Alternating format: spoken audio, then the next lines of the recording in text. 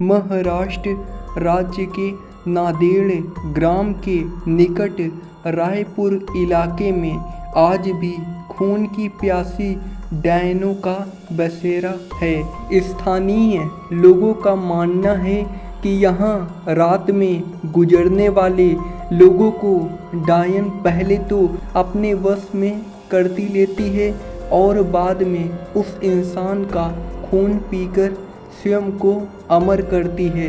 वहाँ माना जाता है कि यह इलाका डायनों का है। यहाँ पर इंसान का कदम रखना खतरे से खाली नहीं है और अगर आप वहाँ पर गए तो किसी तरह की गलती आपके लिए काफ़ी नुकसानदायक साबित हो सकती है। अगर आपको यह यकीन न हो रहा हो तो आप यहाँ पर किसी भी पेड़ों में कील गाड़कर खुद ही देख लीजिए, लेकिन आप लोगों का मौत से सामना जरूर हो जाएगा। आप लोगों को भले ही यह अंधविश्वास या उन श्रद्धा लग रहा हो तो इस भूतिया गांव का यही दस्तूर है। इस भूतिया गांव को अभिशप्त माना जाता है। यहाँ पर एक दो नहीं बल्कि सारे इलाकों में डायनों का बसेरा जमा हुआ है। नांदेड़ के निकट इस छोटे से गांव में डायनों की अब पूरा राज्य बसा हुआ है। यहाँ पर ऐसा माना जाता है कि पहले यहाँ एक डायन रहा करती थी, लेकिन डायन ने गांव की कुछ लड़कियों की आत्मा को अपने वश में करके उनको अपने साथ लगाई। आज वही लड़कियां इन डायनों के साथ मिलकर खुद को अमर रखने की कोशिश करती हैं। यह गांव की वही जगह है जहां वास्तविकता में यहाँ के पुरुषों को रात में निकलने पर प्रतिबंध है। कब किस कौन सी जगह पर डायन उन्हें अपने वश में कर ले कोई नहीं जानता है।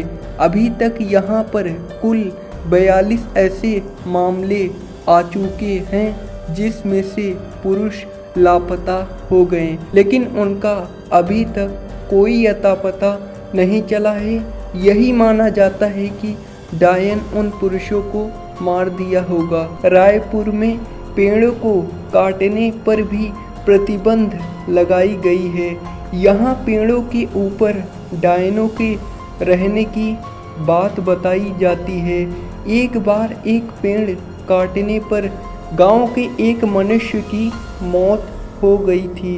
तब से ही माना जाता है कि डायन का पेड़ काटने पर ही उसकी मौत हुई। यहाँ पर एक टूटी हुई हवेली के अंदर एक छोटी सी कोठरी है जिसमें कोई भी नहीं आता जाता है और माना जाता है कि इस अंधेरी कोठरी में जो भी गया वो वापस कभी लौट कर नहीं आया है। 16 लोगों की मौत की गवाह इस भूतिया कोठरी को यहाँ के प्रशासन ने भी सील कर दिया है।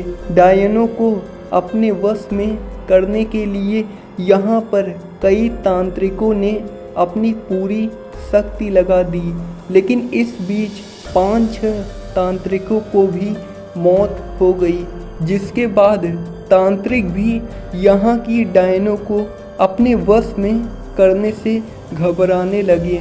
कहा जाता है कि गांव में हर अमावस्या और पूर्णिमा की रात को कोई बाहर नहीं निकलता। हालांकि यह काफ़ी पुरानी बात है। अब लोग अपने घरों को अच्छे से बंद करके घरों में रहते हैं। गांव के कुछ लोगों ने यह अनुभव किया है कि अक्सर रास्ते में चलते वक्त उन्हें अजीबो-गरीब आवाज़ें सुनाई देती हैं, लेकिन पीछे मुड़ने पर कोई नहीं होता। गांव के रंजीत नाम के व्यक्ति ने तो अपनी बाइक पर एक डायन को लिफ्ट तक दी थी।